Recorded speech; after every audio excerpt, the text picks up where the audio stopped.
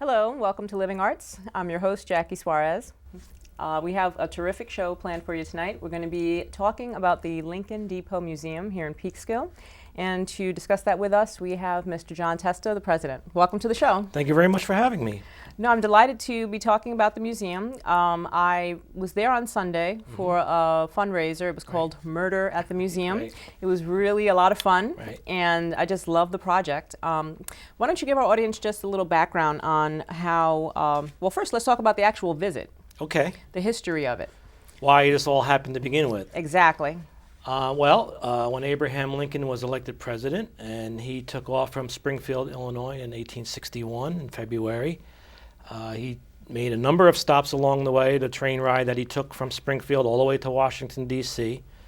And along the way, he stopped in Peekskill at the train station that's there. And actually, the train station that is there that we're creating the museum in is the only, other than the station in Springfield itself, is the only original station other than that station that's still in existence. So we're one of two original stations that Lincoln stopped at. And in Westchester, that was his only stop as well in Peekskill. So that was on February 19th, 1861. He got out of the train, went onto a little platform, spoke to the entire community. Peekskill had a military academy called Peekskill Military Academy. All the cadets were there in their uniform as honor guard for him. William Nelson, who was a lawyer in town, is the reason he stopped in Peekskill, because he invited him to stop in Peekskill on his way. He was a congressman at the same time as Lincoln was, so they knew each other from Congress a short time that they were both there. So he stopped as a favor to Mr. Nelson, which is why Nelson Avenue is Nelson Avenue, and his house is exactly where City Hall is now, is where Mr. Nelson's house and law office was. Oh, wow. So our current City Hall. Okay. Right, that was the location of the Nelson House and law office, which was a separate little building. So he was a prominent member of the community at the time as well. And so he spoke very shortly, but he gave a nice speech, and citizens were very appreciative, and he got on the train on his way to the next stop. And from that came the Lincoln Society in Peekskill, which is an organization that was started by people who were there, people who were from the Civil War regiments, soldiers, and other prominent people created the Lincoln Society. And from that, over the years, it's the longest continually active Lincoln Society in the United States. And from that, the interest came to recreate the event, which we've been doing for a couple decades now with reenactors. And then eventually we were able to obtain the museum, or the building, and restore. We're in the process of restoring it, creating the museum. Okay, so with the Lincoln Society, what would be some of like the mission of the society itself? The mission of the society itself was to promote history of Peekskill, and it also had a lot to do with children and promoting writing, and they would have contests of different sorts, and just to bring the community together along the Lincoln visit, the ideals of Lincoln's presidency and the effects and the impact that he had as president. And over the course of the years, it's really become a very big part of the annual events in February in Peekskill. Oh, terrific. You know, and for those that don't know this, you were the mayor of Peekskill for quite a while, and that's at the point that you received a grant from Governor Pataki. We were lucky. While I was mayor, not having to explain as much to the governor at the time, because the governor was from Peekskill, a former mayor of Peekskill, so he knew the Lincoln story of Peekskill. And when I approached him about the idea of obtaining the building and creating a destination place there and a historic site, he was on board from the beginning, and he helped us get the grants. Actually, we got a number of grants, a complete waterfront, $8.3 million in waterfront grants. The Lincoln Depot is just a part of that. And the concept was to restore the Lincoln Depot, create a museum, create a historic site that's more than just a local place, but a regional, and actually we're known now across the country. Tie into downtown from Central Avenue, which used to be called Center Street at the time that the depot was active, and just start revitalizing the waterfront. Historic tourism is a very big attraction for bringing, commerce to the city, which was part of it as well. So it's not just a historic museum, which obviously is an important thing, but it's also part of the economic development movement in Peekskill. Absolutely. I would think visiting the museum, which is just beautiful, they've done a great job. You don't want to let something like that fall to the wayside. I know that for a period of time it was privately owned, I guess. Yes, it was originally owned by the railroad, obviously. It was the original depot.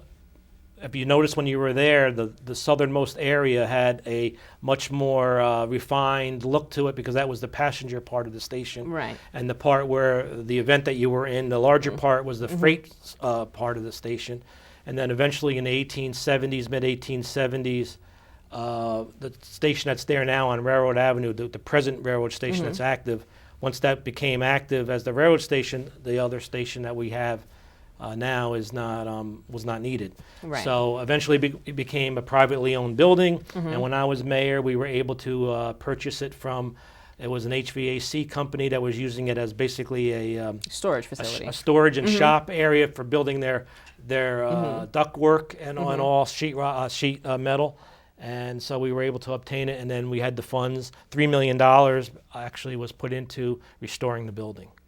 So is it marked as a historic? It's a landmark. It's on the National Register of Historic Places. Yes, it is. So I know that's probably important to the restoration. Yeah, and the state SHPO, the State Office of Historic Preservation, was very closely involved with us since we were state grants that were used to do the restoration. They were very closely involved with us with the materials that were used. For example, the roof was galvanized metal on the original station, which we were surprised to find when we started to tear down the old roof, which was asphalt at the time we obtained it, to find the original roof was still there. Oh, wow. Even though it was worn down, it was a metal roof, so we were able to get material that was close enough to the original that the State Historic Office let us use it for the present restoration. So when did the restoration actually begin? The restoration of the exterior of the building began in roughly 2004, 2005, and it was in phases. A lot of the bricks had to be replaced because that's a high water level there. Right. When there's flooding, over the years, we did a lot of work to fix that when I was mayor, which is a whole other thing. But it still gets some significant water there. So over the years, the bottom few feet of brick had to be replaced, and so it took a little bit of time to get something, materials that matched the original brick from the 1850s, 1860s. So it took a lot to get to where it is. It really did. I can imagine, because I think in my mind, well, you're restoring it to make it just aesthetically, nice to look at, but it was actually a little bit more involved. You wanted to actually look the way that it looked at that time. It was very important to us to make it look the way it looked. Even the colors that are used are from a color matching, investigation that we did of the existing paint. So the paint scheme is what was there at the time. So everything looks as close as we could to what it would have looked like then. So what phase are you in now? The phase we're in now is the interior was the next phase, which we just completed recently. The interior restoration is completely done. A whole new floor had to be put in. Radiant heat is in there. We have museum quality lighting and HVAC in the building because we had to have a temperature control for the artifacts that would eventually be put in there. Because of the way the doors are, they're sliding barn doors basically on the building. Right. We had to have glass enclosures for the entryway, as you might have noticed when you came in, to trap the atmospheric changes. So we had to have all that in place, which we installed a bathroom, which was never there. And now we're to the point, and which is happening as we speak, the actual museum itself is being created. The artifacts have been obtained for our initial exhibition, and they're being the cabinetry and all the display cases are being fabricated as we speak. Oh wow! Where we're now mid-September, and by the end of this month they're going to be delivered to the museum and installed. And then our curator, who we hired out of New York City, who has done all the Lincoln and Civil War main exhibitions that you might have seen in New York City over the years, he's involved with us to help now. We'll install all the artifacts and signage and create the museum as we've designed it over the last year. Just some of the I guess the shots that I saw, or they're just they're not really framed. Some of the pictures Some of that the I boards saw. that you saw, yeah. Right. I know that someone donated that from their private collection. His name escapes me right now. Brian Kaplan. Right, exactly. He's one of our board members of the museum and the foundation. Yeah, Brian Kaplan. He lives in the town of Cortland. He's a very well-known and extensive collector of Lincoln as well as Civil War ephemera and other memorabilia. And we're lucky to have him on our board, and he has agreed to loan a significant amount of his collection to us as part of our initial exhibition, as I said, for the grand opening. For the grand opening and going forward. Just so you know, besides the Lincoln connection, the whole theme of the museum is New York's connection to Lincoln and the Civil War and the importance of New York, and in Peekskill being in New York, obviously, but Peekskill itself had some prominent members of our community, Chauncey Depew being one. You might have heard the name Depew. Right, the park. He was he eventually became the president of the railroad, and he had a number of elected positions over the years. But at the time when Lincoln stopped here to speak, he was a recent graduate of Yale Law School, and he was one of him and another lawyer, James Husted, were the two organizers of the pro-Lincoln movement in Peekskill. And so it's kind of interesting how coming from that as a new lawyer into being the president of the railroad, which is why I believe it, there's no proof of it, but I believe because of him being the president of the railroad and knowing that Lincoln stopped at that railroad station is why it stood all these years, never was torn down by the railroad, as others have. So that's I very like to interesting. think that. That's a good point. That's a very good point. So, what types of artifacts will be displayed in the museum? We have all original artifacts related to Lincoln. A lot of photos. Some of the items that you mentioned that you saw on the boards. We have some what's known as a wide awake lamp back in the 1860 election or 1861.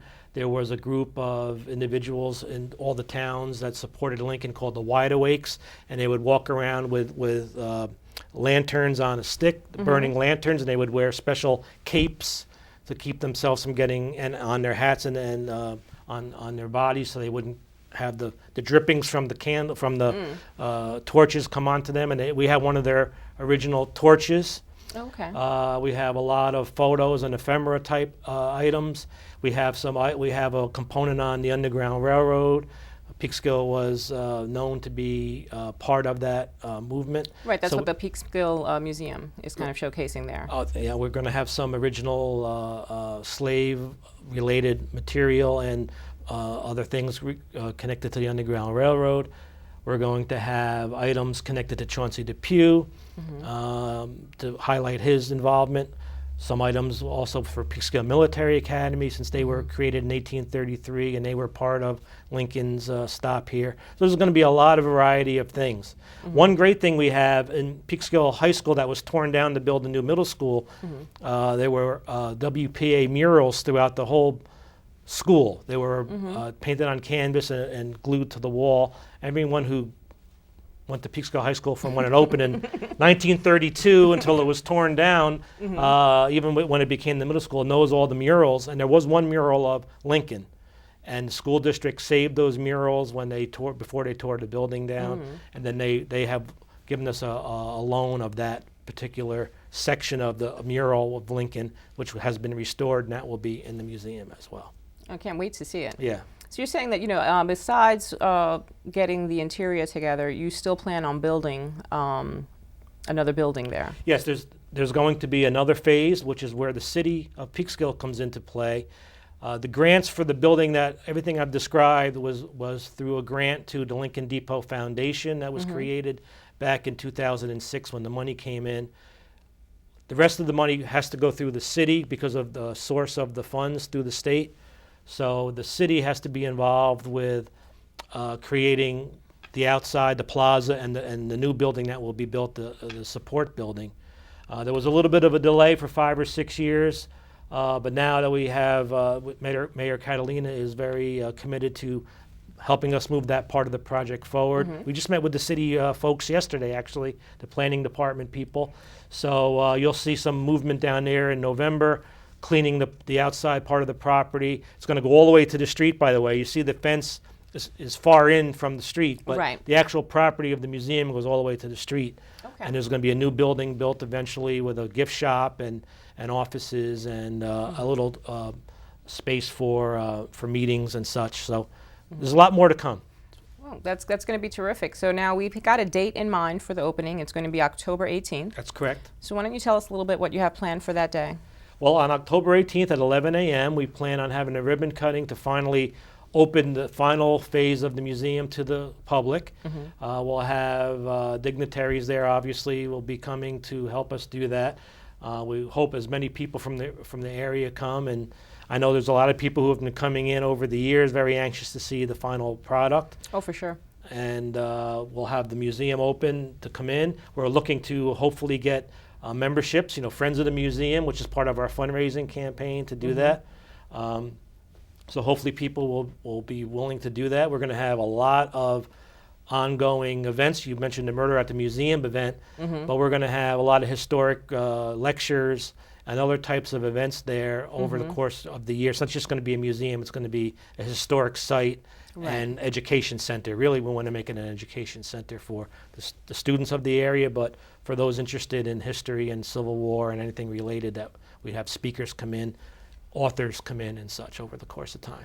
Right. No, you mentioned your desire to make it a destination, as Yes. for the the history of it, and I think it's just a wonderful project. Thank you. I'm looking forward to, I guess maybe even on a deeper level, maybe some of the lectures and things that you have there. People just talking about that whole time period, and all the things that happened prior to the Emancipation Proclamation. People don't realize, in general, the history of this area. It was a huge. From, as you mentioned, the Dutch early on, from the Dutch right on up to present time. But in the historical formation of our country, Peekskill and this region was a very instrumental part of that, from the Revolutionary War through the Civil War and beyond. So the manufacturing components that are known for that area, and it was really an important part of our development. So we want to highlight that. Well, for sure. I'm not too familiar with, I guess, the Revolution, the American Revolution, but just the waterways itself, I can see being really instrumental in the winning the war. If you look from the depot up over Route 9, where St. Mary's was, where you see the brick buildings up over Route 9, that's all called Fort Hill. That was the encampment during the Revolutionary War of Washington's troops, and there were barracks and readouts up there. Before West Point became West Point, Peekskill was that location where everybody was encamped. And so Washington was here, Lincoln was here, Alexander Hamilton spent a significant amount of time here. Actually, he couldn't leave here because he was so sick. He had to stay here for a number of weeks behind. So, I mean, I can go on and on and on, but the point is, Peekskill has a lot of history. Has a lot of history. A lot of history. No, that's terrific, and people certainly need to be made aware of it. Yes, and that's what we're hoping to do. What are some of the goals of the museum? Because you mentioned it's going to be a teaching museum as well. Yeah, actually, what I should also mention is we are partnering with other organizations within the community, because we want to make it a community place. And the Peekskill Museum on Union Avenue is an important partner with us. They're loaning us some artifacts. One of them is a Zouave uniform. The Zouave uniform is a uniform that looks like it was modeled after the French uniforms with the puffy pants and the different types of hats and such. The Fez type hat. And we had a lot of local people join. It was the 9th New York Volunteers, was a Zouave unit, and has a lot of history behind it at Antietam especially. So they have an original uniform by one of our residents. We're going to have that on display at our museum. Oh, terrific. So that's very exciting for us. So we're partnering with whoever we can, the school district, as I mentioned, with the mural. So we want it to be a community place, some place where people can come and feel that this belongs to our community, and we want to continue that in that vein. Well, I can see once everything is up and running, it being really a part of the curriculum. We're hoping to work with the school district. I was a social studies teacher, and I've been a reenactor since I was 12 years old, Revolutionary War, but I've been involved with history for almost my whole life. Okay. So I know how interested youngsters are in history, and when they can actually see it. Right, it brings it to life. It brings it to life, and I think this could be a very important addition to the Peekskill and other school district curriculum. Absolutely. You know, what are some of the needs that the society has and the museum itself? Like, how can people help? The museum, the challenge is going to be moving forward, operating, the funds to operate the museum. We've had the grant money. We've been lucky, very, very lucky, and fortunate to have the grant money to actually do the work to create the plant itself, the museum and the building. But the operating funds moving forward and input from the community on what they would like to see there in terms of programming. But if people would become members of the museum, friends of the museum, and if there are people who want to become sponsors to events or just to be benefactors to the museum, that's where we want to start building as we go forward, so we can bring more artifacts in. Right. And that's part of our goal too, is to have a rotation of different artifacts and exhibits over the years. So all costs money. So obviously everybody else is trying to raise money at the same time. I know how hard it is, but there are people who might be focused in the history and might be willing to help us. Oh, terrific. And absolutely, there's, I guess I have to mention, on Sunday, we did the Murder at the Museum kind of improv. Right. And it was a lot of fun. And that was a fundraising event. Yes. And you could, how can they contact the museum to contribute or to be a part of what's going on there? We have a website, LincolnDepotMuseum.org. We also have a Facebook page, which is fairly new, but it's starting to build up with the likes and the people joining. So if you're a Facebook person, it would be great to have you go there. So we post on a regular basis on the Facebook page and on the website. So definitely you can do that, and you can, through our website, you can become a member, a friend of, you can donate in general, you can find out what the events are that are coming up, and you can just keep up to date on what's going on with the museum. Okay, so I know that this is kind of, it's on October 18th is the opening, but do you have anything planned after that? Well, what we're going to do is we haven't established the hours of operation for the remainder of this year, because we're opening late in the year, winter comes, and so we're going to try to get as many open dates between the October 18th date and the middle of winter, when people, when museums usually aren't as operating as normal. We will have the Lincoln Society events there in February for their reenactment of the actual visit.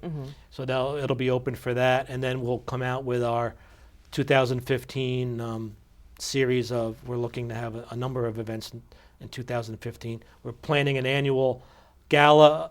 We're going to start in 2015, a gala event every year, and we want to recognize local and other historic minded people and promoters of history with recognition each year, so we want to get involved with that. So we have a lot planned, and you'll see it all on the website, and you'll see it come out on Facebook too.